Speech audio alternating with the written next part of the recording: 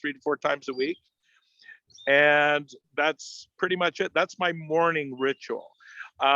Afternoons, sometimes right afternoon, I'll take a power break and go lay down for 20 minutes or 30 minutes. If I was in my car in Toronto and I'm doing meetings at lunch hour, I'll have something light for lunch, a salad or something, and just close my eyes, set my timer on my watch just in case I doze off. So I'm not really napping, kind of power napping, and recharge. And then I go to about 4 o'clock every day. And then I'm doing cleanup, 3:30 to 4 o'clock, I'm doing my cleanup. And then in the evening time, that's my transition into my family, my relationships. I do all the cooking. My wife and I raised 7 children. So we have 5 girls, 2 boys, and 3.5 grandkids. But I did all the grocery shopping and cooking. So that's my job. And I like doing it. And that's my wood shop. So I go into my wood shop, make dinner. And now it's just my wife and I, but I make her dinner. And by 7 o'clock, I've got a well-fed, happy wife, and happy wife, happy life. So, and then it's wash, rinse, repeat, wash, rinse, repeat. And I just do it. And then every week I make new adjustments to it. And the one thing I will say I do, and I didn't interject it, is I plan. So I dump at night, about 10 minutes, I look at the next day. And then after I've done my R&D, I go in and I look at what's got to happen today, what's going to happen this week. And I do the most important thing I've got to get done by 11 a.m. I have an hour cushion. So by noon, the most important thing. So if I get anything done, that's it. And I always schedule my tasks. I don't do a to-do list. I schedule them. So if you're on my list to call, I actually put you in my calendar. I'm going to call you today because it's scheduled. And if it's scheduled, I get it done. That's how I do it. Does that help? Thank you. It does. Thank you.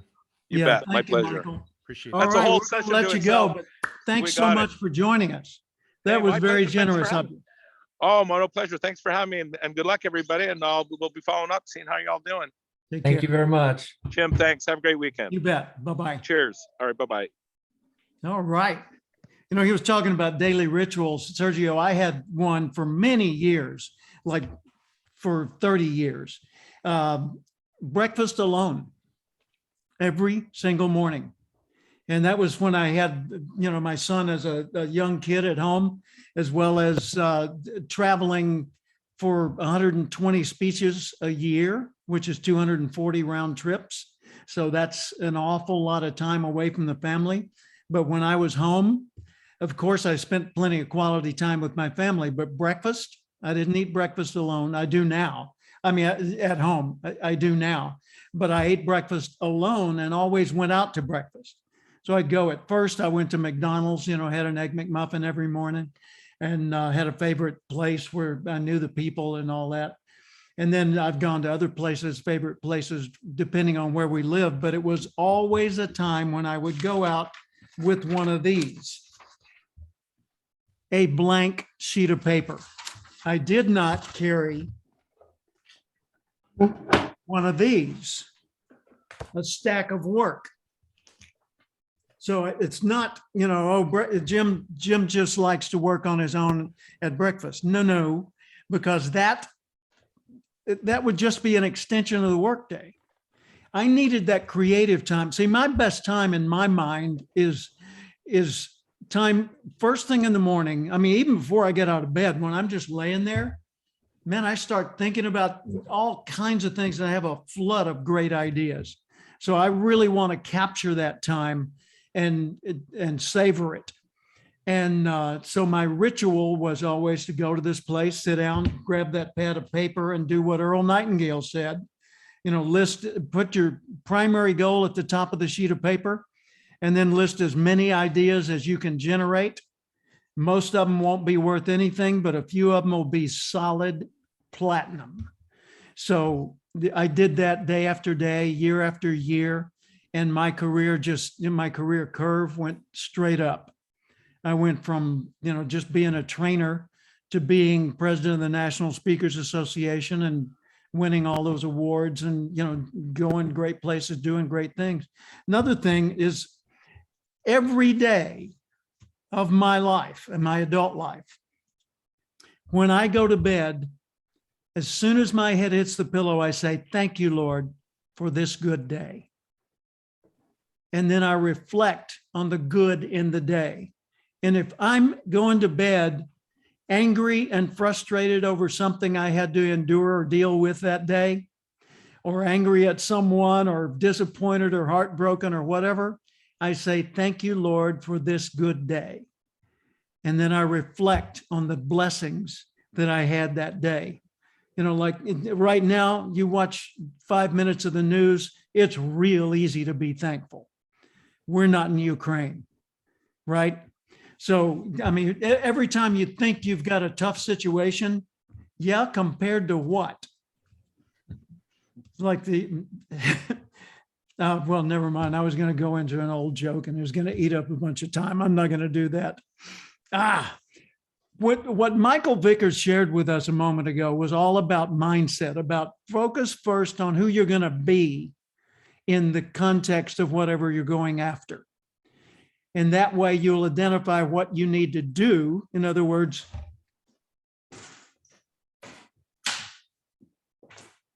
how would the person I'd like to be do the things I'm about to do? Well, that's the daily question from the Acorn Principle.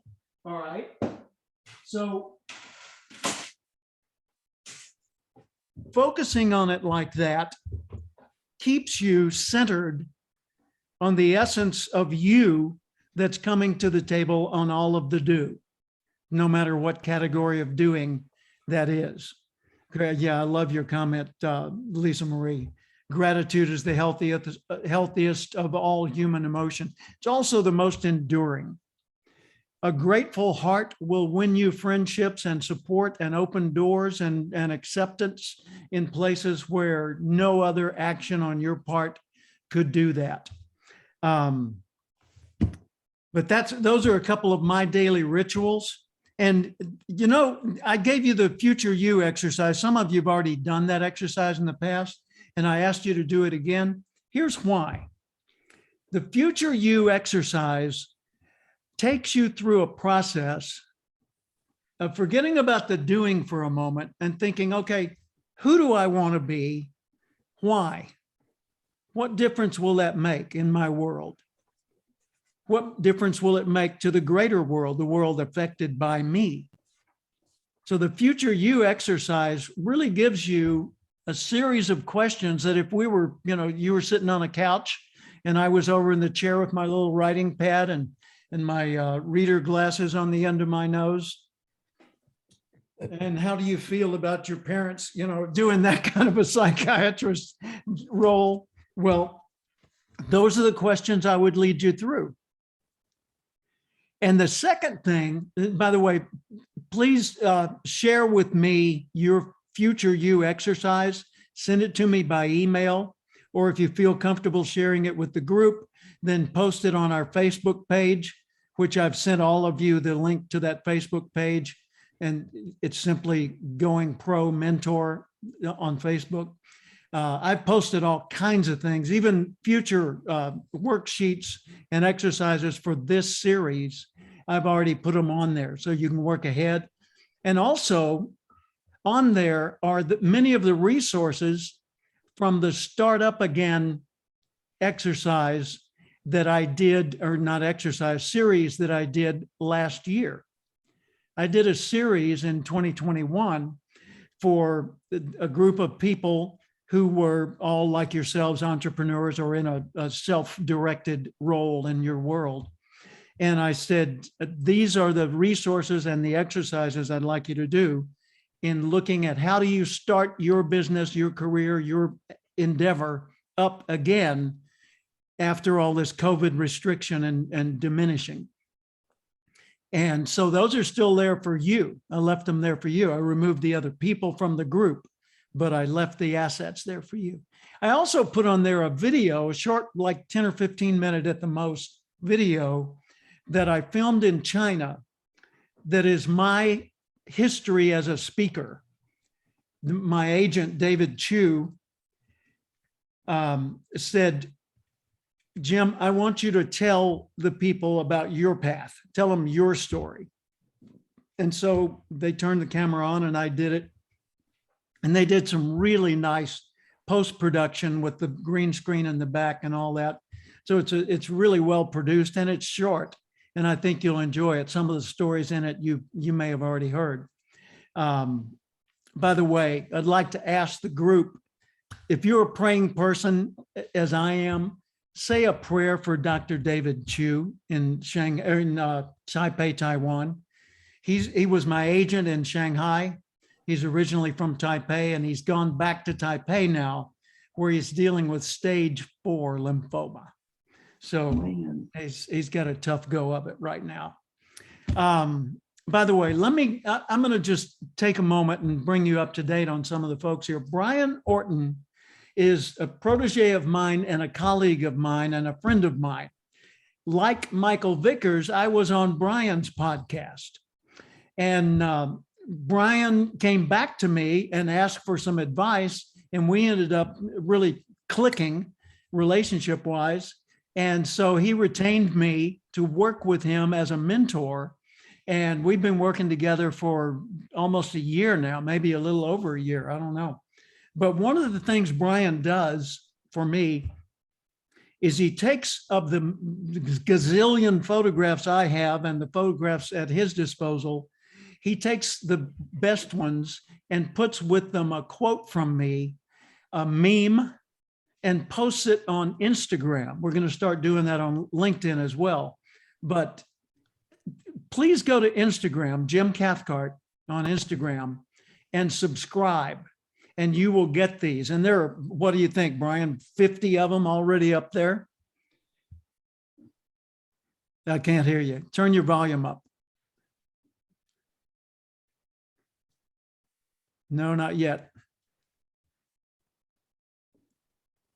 Okay, switch, go to your, by the mute at the bottom left of the screen, click on that little arrow and go up and select your microphone and make sure it's selected your external mic. Okay, is that working Now better? we now? hear you perfectly. Yes. Okay, That was it. All right, Yep, all right. there you go. I guess Wait that a was minute, could I just get a, oh my God, Jim, you're so good with technology from each of you. Thank you. Amen. No, really, it's nothing. Thank you. Okay, Brian. I guess that was my first step to going pro, figuring out how to use the mic. You would How to think be that would heard. be not a problem. That's right. Step one of a speaker, make sure they can hear what you say. So what do you think, about 50 of them so far? I mean, we've done a lot. Yeah, no, I love those first 3. I was just kind of like hoping I could get the other 4, honestly. That's good. All right. Well, let me entertain any questions from the group right now about the things that we've got on the table so far. And then I've got a couple of things I want to go forward into.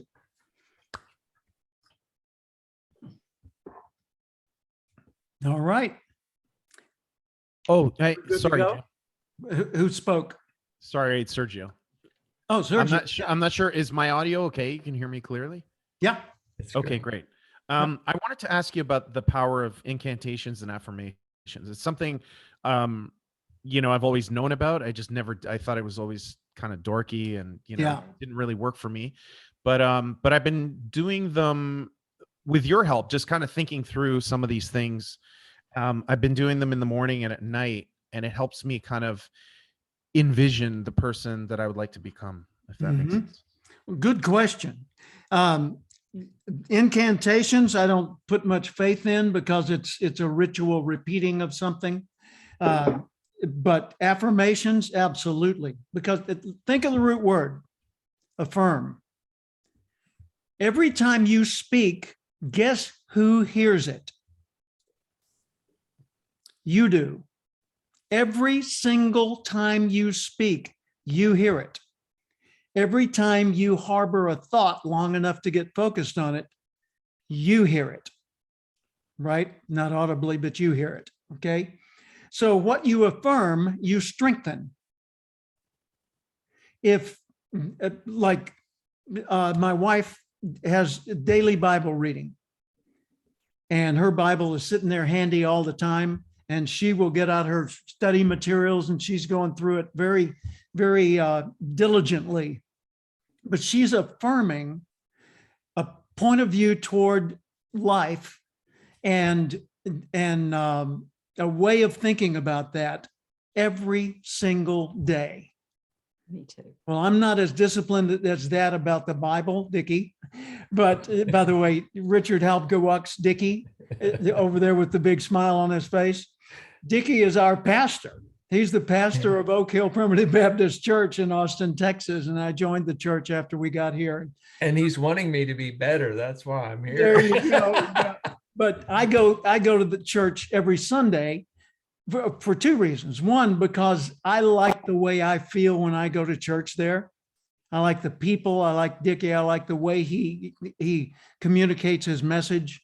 And I always get value from it because it's presented not just enthusiastically, but intellectually.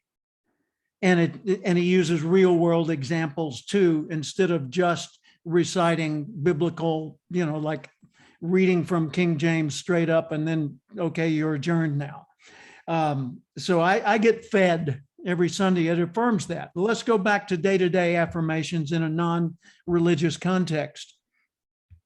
I used to catch myself saying things about me that would have kept me the way I didn't want to be, the way I used to be. I would say things jokingly like, ha, not bad for a fat guy, huh? Or, well, yeah, but I'm old and you got to understand, So whatever that happens to be, I'm affirming the person I don't want to be. Your language is a huge part of what makes you who you are. I use a formula. I've got a whole segment I do on this in seminars. I'd say success, meaning the future you, must be M-A-D-E, made. And this goes with what Michael Vickers said and what you just asked about, Sergio. M is mental picture. If you can't envision what you want, then it's unlikely you will be attracted toward it, drawn toward it. It won't have enough emotional appeal to make a difference for you. I want to be healthy and wealthy and have a long life and happy. Healthy and wealthy and happy and have a long life. Okay, picture that. Well, no, you got to get specific. It's like 1 hour of study extra every day in one field. Yeah, but if that field is agriculture, too broad. If it's farming, more narrow. If it's raising corn in Texas, now all of a sudden we're getting somewhere, right? So I could say, I want a career, I'm going to study food. Excuse me, study honey and the production of, and the distribution of, and the quality of, and the nature of, and the everything else of, right? Okay, so you got to get specific. Have a mental picture that you cultivate continually, working on it to get every pixel of it more and more clear to you. Because the more clear the dream or vision or fantasy of your future in self is, the more emotional appeal it'll have to you. See, when you read the book Think and Grow Rich, and this is a first edition Think and Grow Rich by Napoleon Hill. I mean, that's something. A guy named Bob Choate in Thousand Oaks, California, gave it to me. I said, oh my gosh, first edition, are you sure you want it? He said, yeah. He said, I've been moved by what you've shared and I want to give this to you. Well, I found out later, this thing's probably worth $2,500. Wow. Well, it's the most successful book on the subject of personal success in the history of the world, aside from the Bible. The most successful in the English language, or well, not just English language, in the modern world, the most successful book on the subject of how to be successful. And he doesn't tell you what the secret is in the book. He leads you through all these messages and says, see it now, see it now, see it now, right? Well, what it is when you get clear on what you want, so clear that it has an emotional pull on you, that's where the magic is. without the emotion, it's simply a ritual exercise, which would go to the incantation. It's just, or whatever. Or I think I can. Do you really? Well, no, but it helps to say that. No, that's juvenile. So mental picture, affirmations. In other words, watch your own language. Don't talk of yourself as old or fat or feeble or not as smart as or whatever. When you catch yourself doing that, spank your hand and redirect or correct yourself. Like when I would say, hey, not bad for a fat guy. Excuse me. I didn't mean that. I take that back. Cancel. Stop it. Right. And what Michael asked me to share with you was what I shared with his audience. He said, the thing you've done, Jim, is you focused on being, meaning what you want to be, instead of doing first. So when I wanted to become slender, I said, I want to become a slender person. I don't want to lose weight. I certainly need to, but if I focus on losing weight, I become a dieter. Well, I'd already been successful as a dieter about 11 times. Now think of that. I had succeeded at dieting, like losing 20 pounds or more, about 11 times in my life. And I said, you know what? I'm going to get out of the dieting business. I'm going to become slender. I'm going to think like, act like, live like slender people do, not like fat people do. I was also a 2-pack a day smoker, had smoked for 13 years. And I said, I quit smoking. I am a non-smoker. They said, oh, you're trying to quit. No, I quit. I'm done forever. It's over.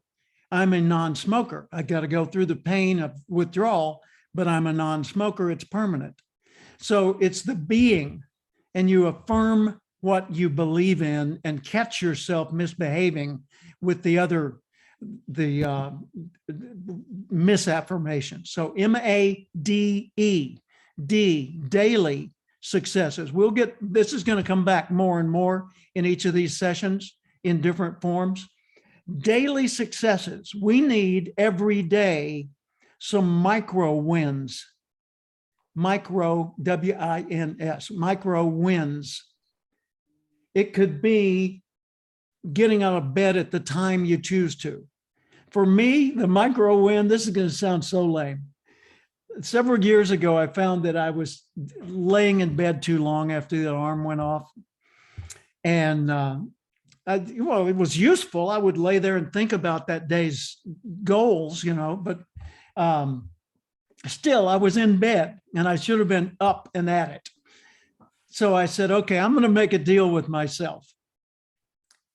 If I can get myself to put my ankle past the edge of the bed, then I'm absolutely no negotiation committed to getting up.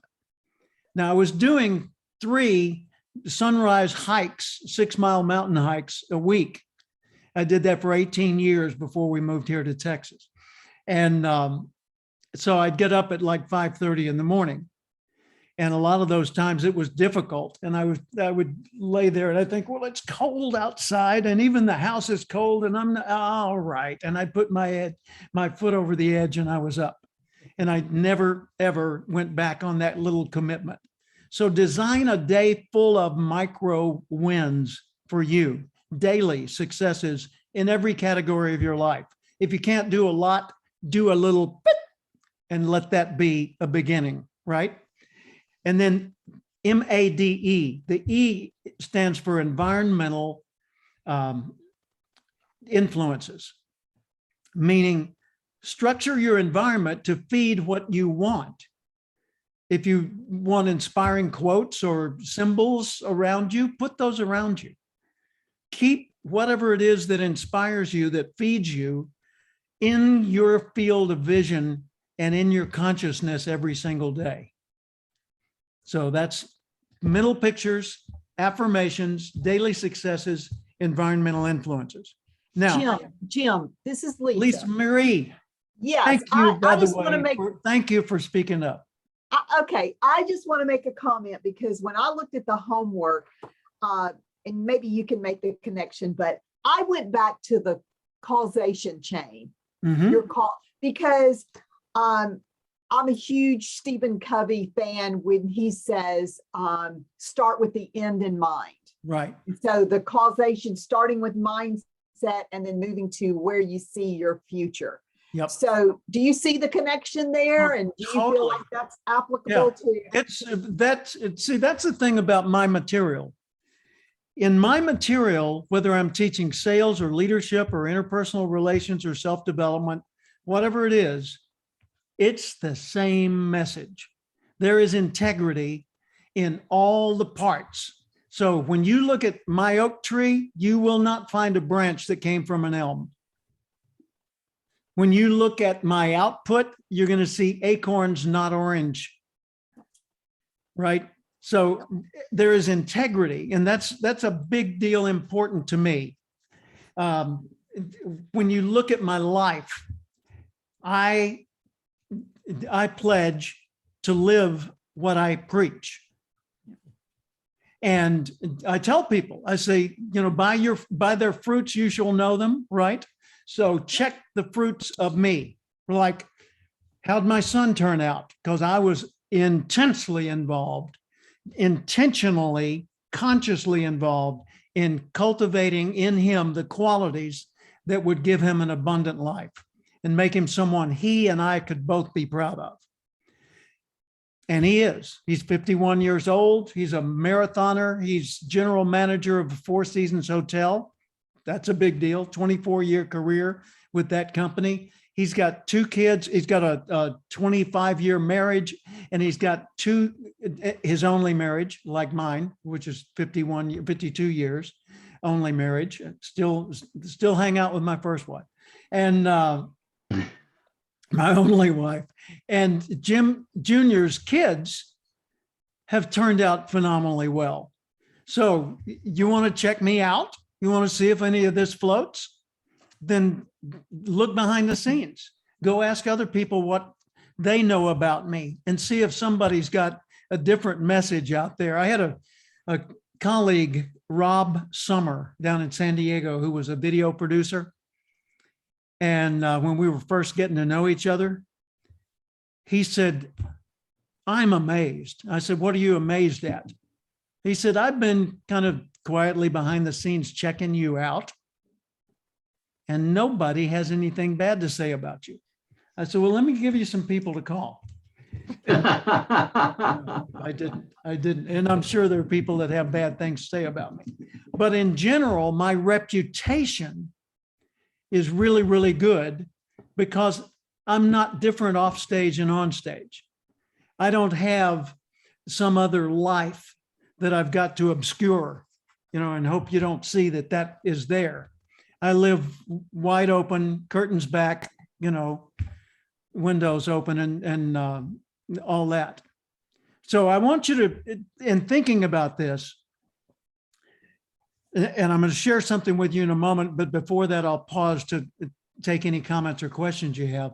I want you to notice throughout all 8 of these sessions and the mastermind event that we have in Austin in late April, I want you to basically hold me accountable for what I'm saying, but I want you to also notice the thread through every single thing we talk about. The future you exercise, the reputation creation exercise, all of these other things, the thought diet as a daily regimen. Just realize that it's all one underlying message. Become the person who will attract the outcomes you want. And those outcomes will be the natural byproduct of being you. Don't just become an arrow going toward your target. Become a magnet that brings it toward you. Okay? So let me open it up for some Q&A for a moment, and then I'm going to share something with you on the reputation creation.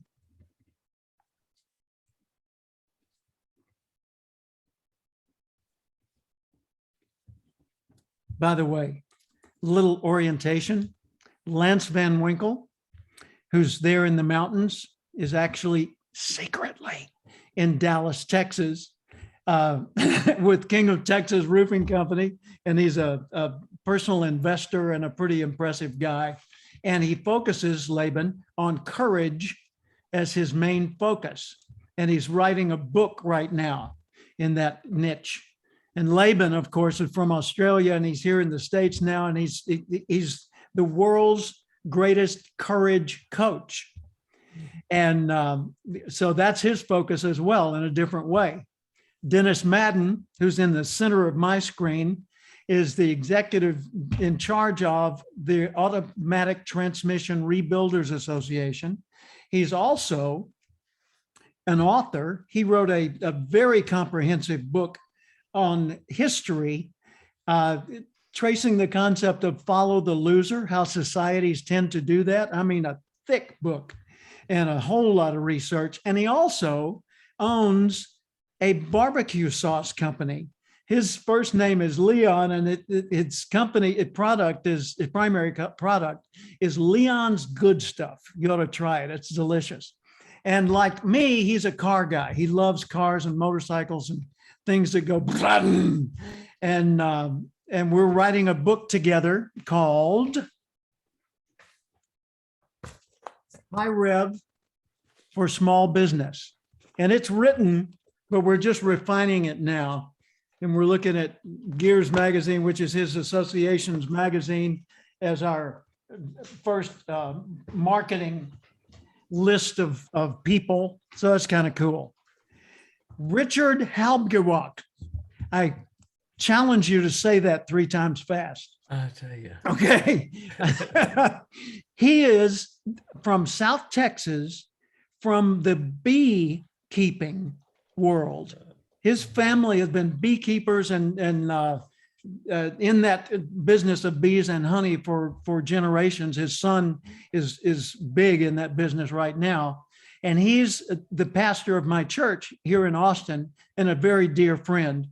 And so he's a guy who I respect intellectually, who I love on a personal and emotional basis, and who spiritually I consider to be my brother. And so we get along, just genetically, I guess. You are DNA. a great friend and a great blessing, Jim. Thank you, To sir. be.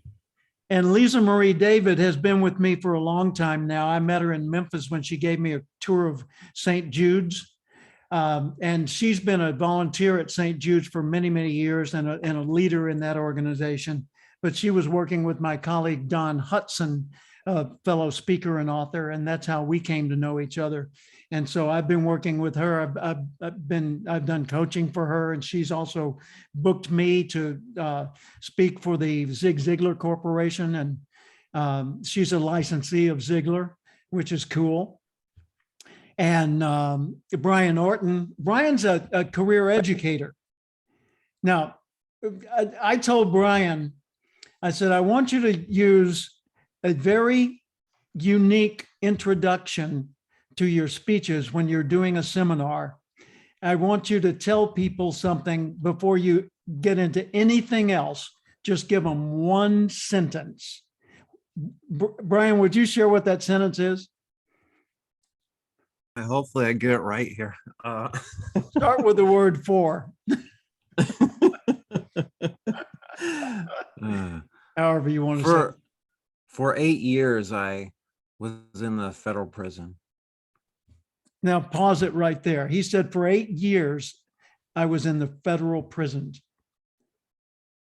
And then after the pause and the audience goes, he says, I was a GED teacher in there.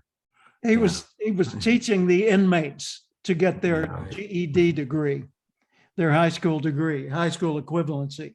But Brian's an educator. He's got what, 35 years in education? Is that right?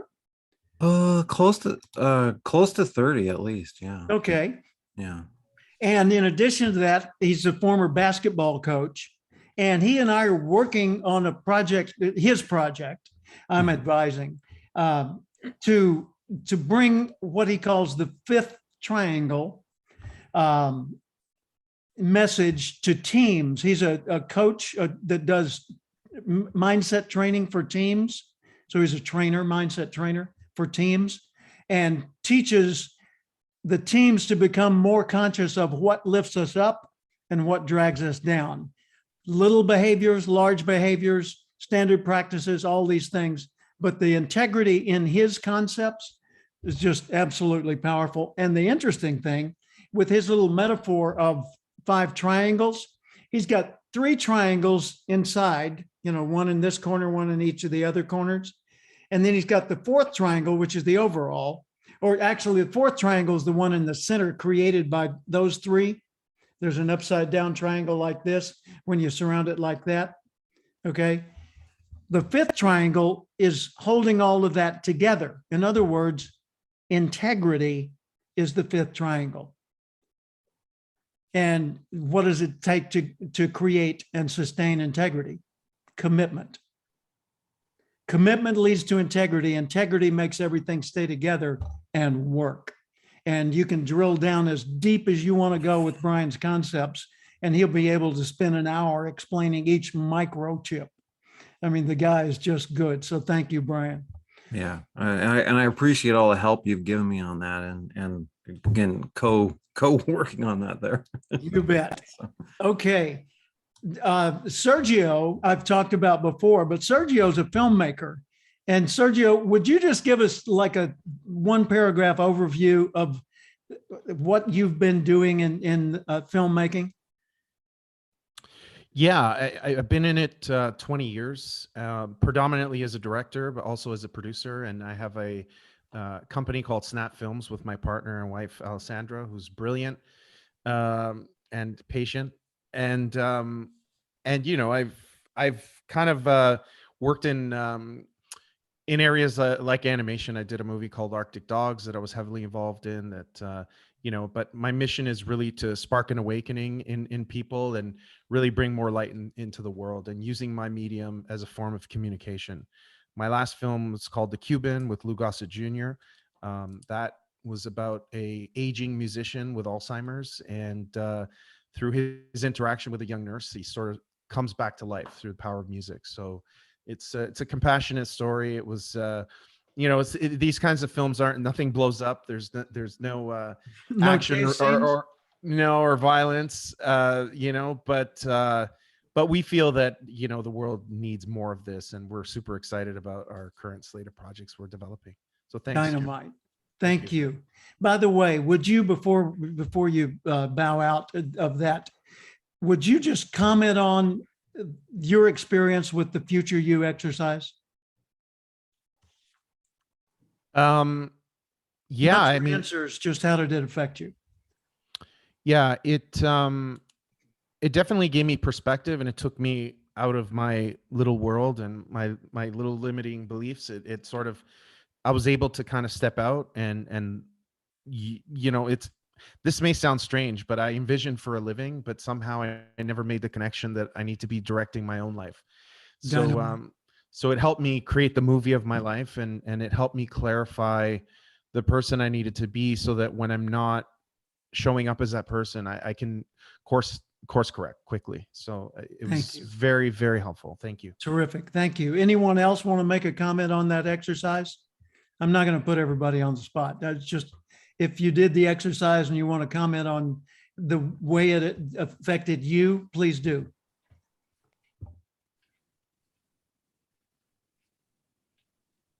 Okay, here's the next exercise, the reputation creation worksheet.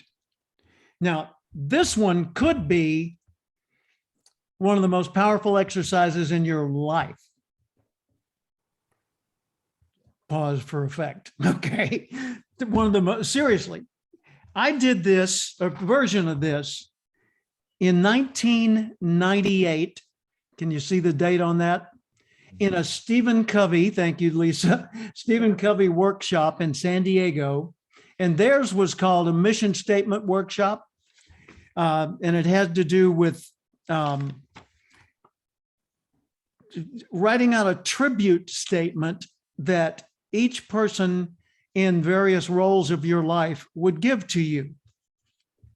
So I worked on that and morphed it a little bit and turned it into the reputation creation worksheet. If you look at what I call my causation chain that Lisa referred to a while ago, it's a stair step that goes from mindset, the way you think, chooses the actions that you take. All of your actions are rooted in a point of view or a thought you had, right? So if you affect the mindset, you affect or you influence the actions. Your actions become, over time, habits. So those repeated actions become a part of you. And it's the actual dendritic tissue in your brain, synapses that weren't there before. A new pathway is developed through repeated action. And that's why habits are so hard to break. You can't remove them. You can only replace them. Form a stronger cable for the new pathway through repeated action. So mindset leads to actions. Actions become habits. Habits are what the world sees of you. So if I say, tell me about Dennis, then people are going to say, well, I've seen Dennis, 11 times over the last couple of months. And in every case, I've seen this pattern in Dennis. So they would tell me about the pattern, not about Dennis himself. So anytime someone talks about you, they're talking about the patterns you've exposed to the world, to that part of your world. So if you want a different reputation, develop different habits. Because your reputation is simply the observation of your habits. And you have reputations that are different in different parts of your life, like at work, at home, in the neighborhood, at church, etc. Okay.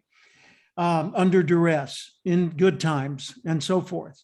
So your reputation is a result of your habits. Your habits are the result of your actions. Your actions grow from your mindset. Your reputation is what precedes you when someone's determining whether to connect with you or not, whether to open a door for you or not, whether to give you a privilege or an access or an idea or not, whether to even speak to you or not. Your relationships depend on that door opener of reputation. And you say, well, what about somebody who never met you, didn't know anything about you? Then they will base your reputation on what they see.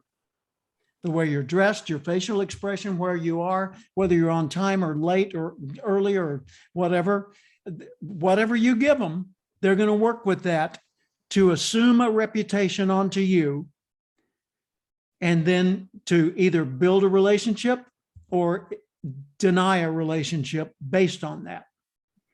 Okay. So your relationships are all a reflection of your reputation, which it comes from your episode, back to your mindset. All right. Your relationships determine how big your future could be. They say it's not what you know, it's who you know. Well, that's not true. It's who's glad they know you.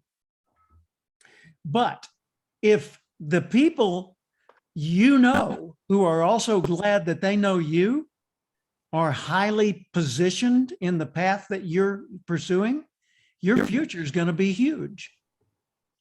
If they are homeless people with no assets and no hope, that relationship's really not going to lead you much anywhere except to a compassionate moment of you being the helper, right? So it's fine, reach out and connect with everybody and respect them as a human being and treat them with dignity. But when it comes to the future you want, your future is going to be a reflection of who trusts you, who admires you, who enjoys you, right? And all of that's within your control. So watch your thoughts with care. When you become the master of your thinking, then everything else falls in line. When you don't, then you can master your actions, but you'll find occasional sabotage coming from what Zig Ziglar would call stinking thinking, right? Yep. So here's the reputation creation worksheet.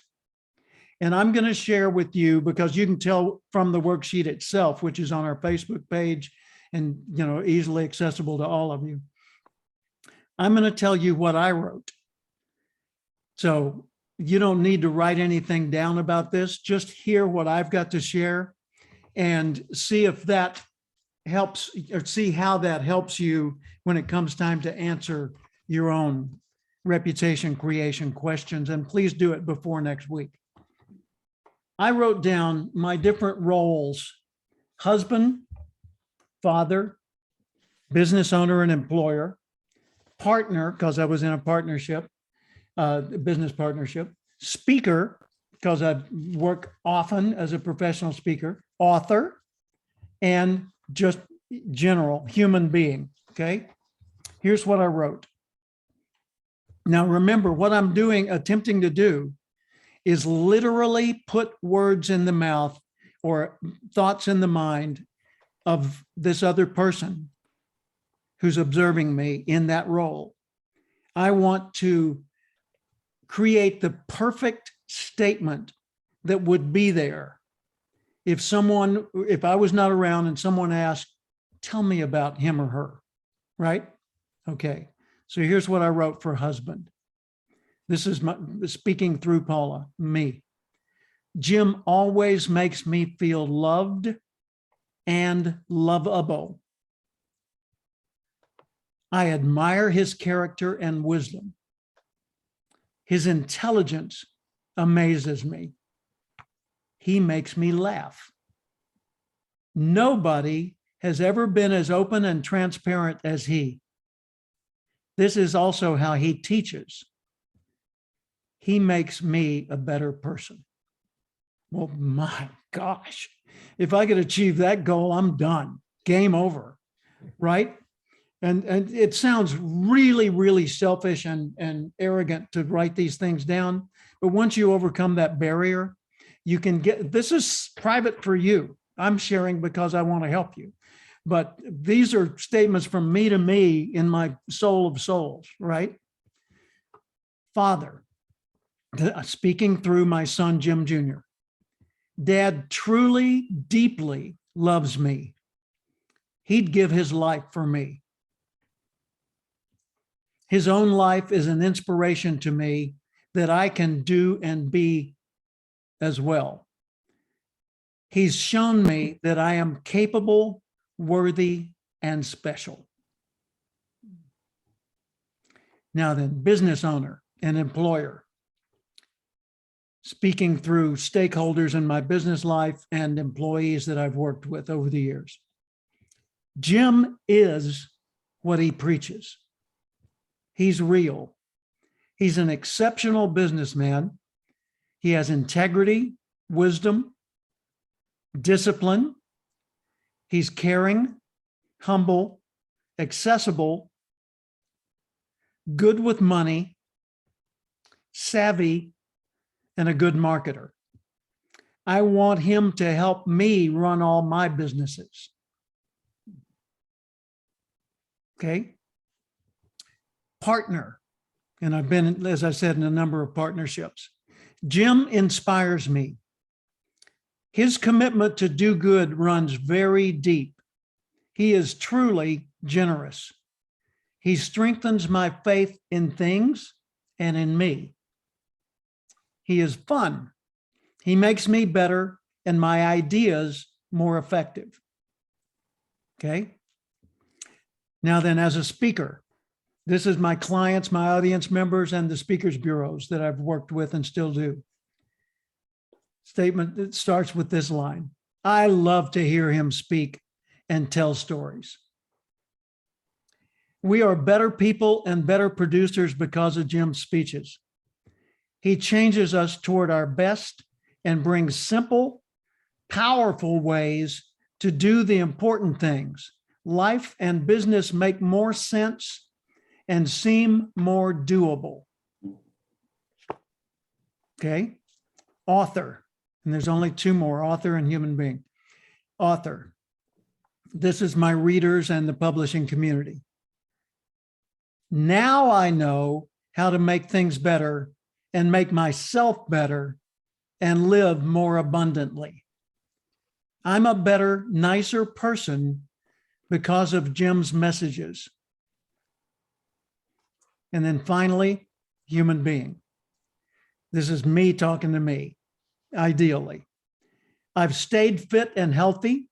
I've grown throughout all of my life. I've made enhancements to the world. I admire myself. Others are better off because I have lived. Now that's some high thinking.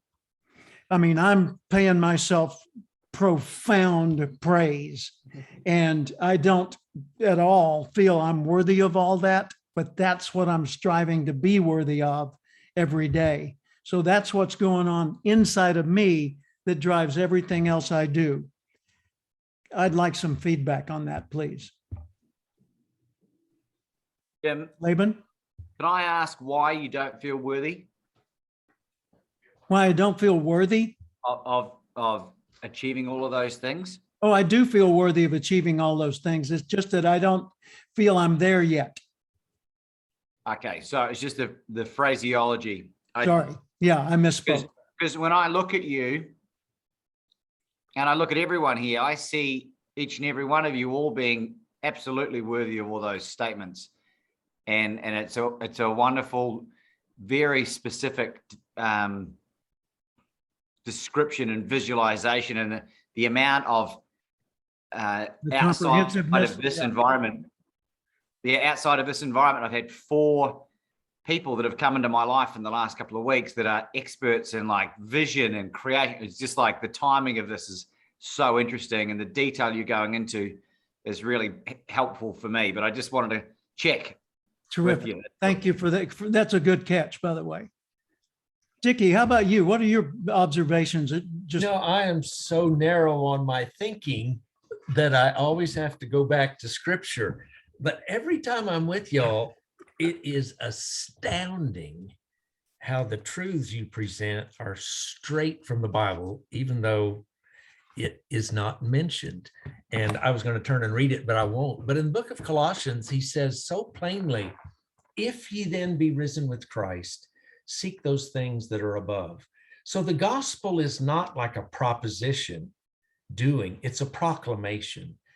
This is who you are, live like it. yeah, So everyone here gathered, I know this will sound like I'm preaching, but I'm just restating what Jim you're a is preacher. saying. What? You are God's I don't know that you children. cannot preach. You are God's children, so live like it. I mean, it's just that simple. And God, the we used to see on bumper stickers, God don't make no junk, but I mean, that's it. Yeah. And it's just phenomenal. I love being on these sessions as I was in 2021 and now today. Thank you. It inspires me all over again to be the best I ought to be and to just keep doing what I do. So thank you to all of you. You bet. Thank you. And by the way, don't think of that as narrow thinking. Because when you're very self-deprecating, and sometimes too much so, in my opinion. No, because I look up to you, and when we say something like, and my thinking is narrow, I see the scripture and the philosophical works that you have studied as a portal to so much more of the world than most people see, that I would say your thinking is profoundly more broad.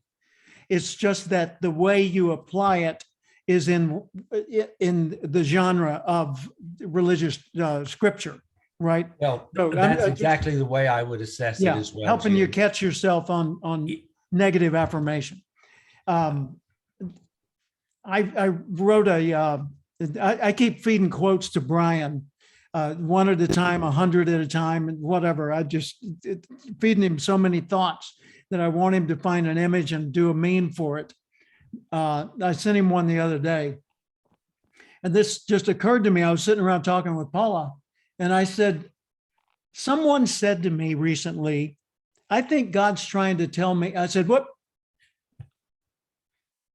If God is the creator of all things, regardless of which religious lens you look through, Right. if God is the creator of all things, it would be impossible for God to try.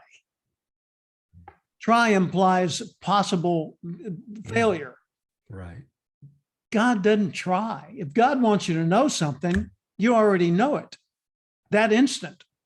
So if the creator, if life, if whatever, what do they call it? The infinite intelligence wants you to know something, boom, you know it. There's no, was that a sign? I think that was a sign. I think God wants me to be a fireman.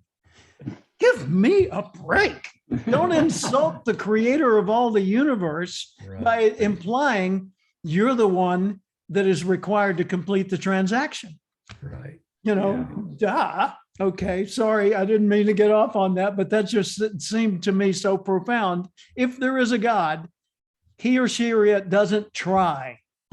Okay. That's true. All right, Lance, you got an observation? Yeah, I was going to come behind Richard because it made me think of, as I think I had told y'all last week, that I had a really close friend pass away, and I spoke at his funeral. But I took from scripture, so I'm going to go with Colossians 3:12-17. Therefore, as God's chosen people, clothe yourself with compassion, kindness, humility, gentleness, and patience.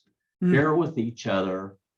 And if anybody holds anything against someone, forgive as the Lord has forgiven us. And above all of these, put on love, which binds them into perfect unity. Yeah. And the second part is really live through peace. We are given, since we are members of one body, we should be peaceful in our nature. And then it also talks about as we teach and admonish one another, and I view this as key of what I'm trying to communicate, Jim.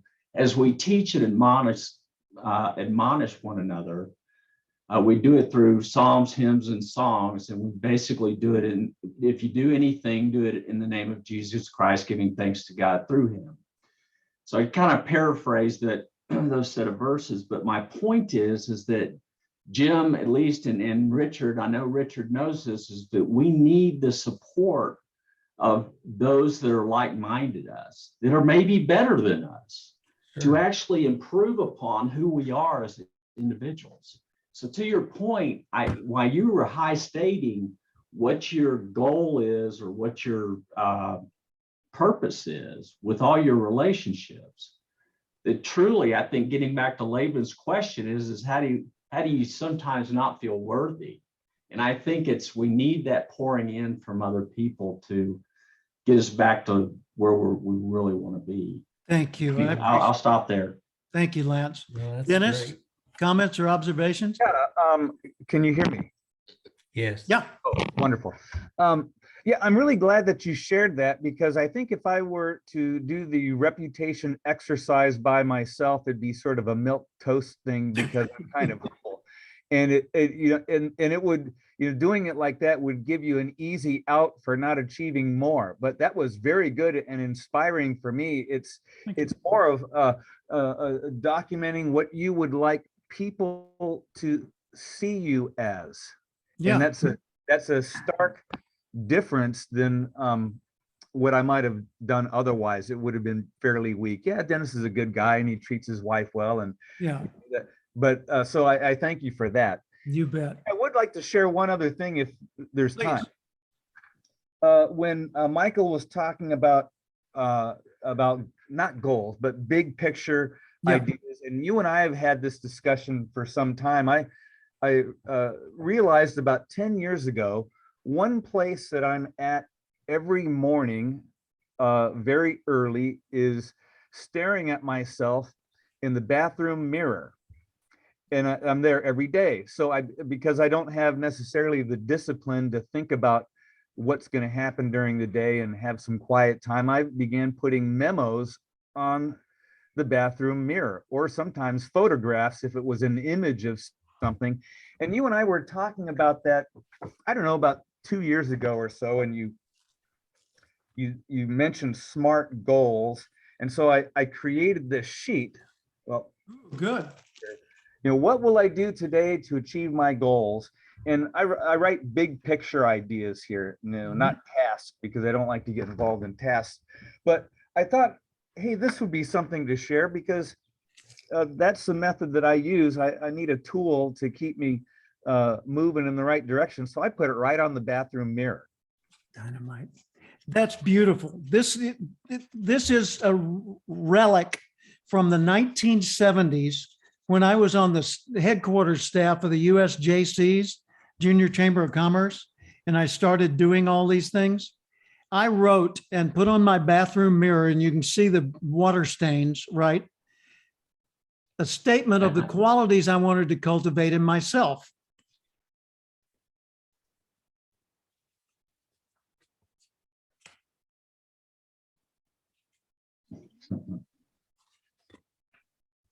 And healthy, observant, being intelligently observant, total honesty, pretty big challenge. Inspiring, this one got a lot of watermarks. Cheerful, and exhibit my faith in God. Without trying to sell it or be a religious zealot. I wanted people to get it, that I had faith in a loving creator. And I've had people come up to me at the end of a speech, a business speech, where I never mentioned anything about religion at all. And I've had them say, I get the sense you're a Christian. And I say, well, you're absolutely correct. And thank you for noticing. So it's not about Christianity. It's about integrity. It's about the fifth triangle. Okay. And that's why I wanted to be so intimate in my self-disclosure with you here, because I'm not holding back. I'm all in for helping all of you grow in the ways you want to grow next. Brian, do you have a comment or observation you'd like to share with us at this point? Just the fact that what everyone said is just, I've just been really absorbing all that. Sometimes I think to myself, I'm always trying to be clever or come up with something or say something. And I just think here, just observing and listening. I don't know, you can see I got notes from what you guys have been saying. And I guess that was just my observation. Yeah. One thing I've been thinking about, and I kind of think when I fill out my form, I've been thinking like we all play a role in life. And are we playing the role of the guide, the role of the villain, the role of the hero? And I thought like when I fill this out, I want to have hero language, not like, crazy hero worship, but that you're on some kind of a journey. It's a meaningful journey, and so that's what I was thinking. That's beautiful. I remember when Brian first contacted me, he had created a number of instructional videos. And, Brian, if you're in this, you're going to get exposed. So here's what it was. Brian's videos looked like this. It is important to set goals.